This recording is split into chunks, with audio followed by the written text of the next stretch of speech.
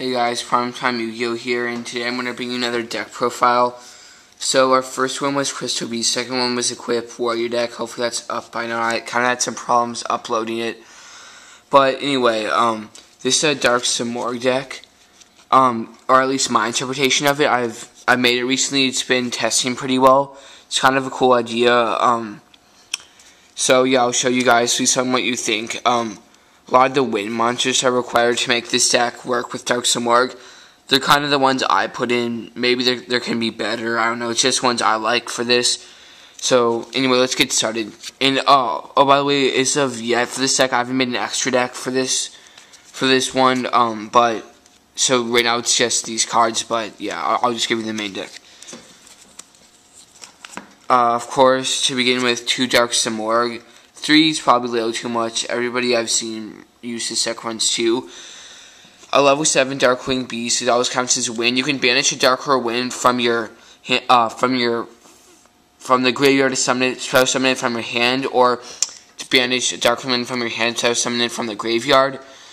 And your opponent cannot set any cards on the field, monsters or spells or traps. So it's very good. It creates a lock on them. It's great.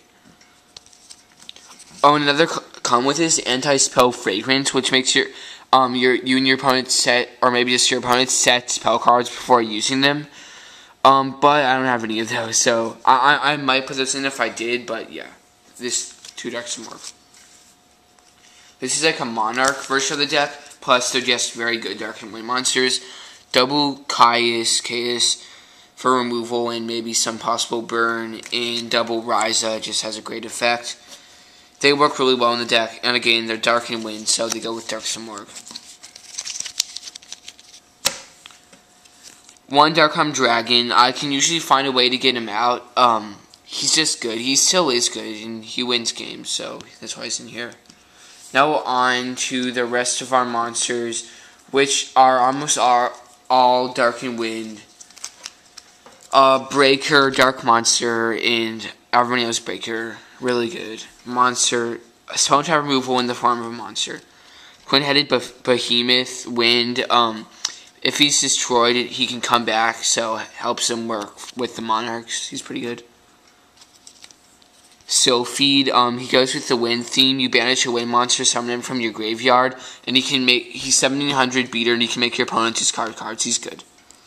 Also, his banishing helps with like Return from a Different Dimension, which is one of our other game-winning cards in this deck. Spirit Reaper, it's Dark Monster, and it's tall. It's good for the Monarchs too. Double Tomato.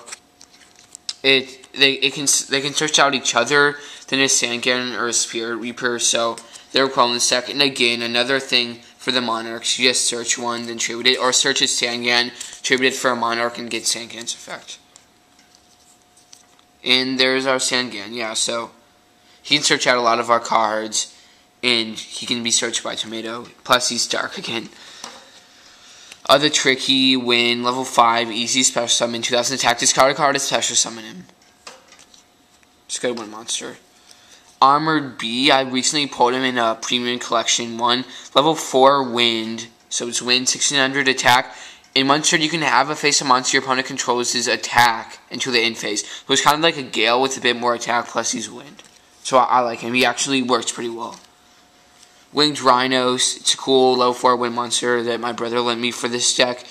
When a trap card is activated, you can bounce it back to your hand. So I guess it's pretty nice. Just save him from like a Saku or D Prison or something. Plus he's a beater. Rapid Warrior, you guys might not like this guy, but he's a Wind level 4 warrior who can direct attack for 1200, so he's not bad. He's pretty good. Here's the last of our Wind monsters.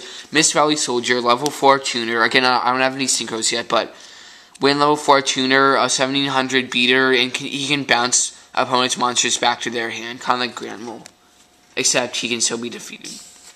But yeah, he's Wind. In Vortex Super, another Wind monster. When you summon him, he has a magical mallet effect, plus he's draw power.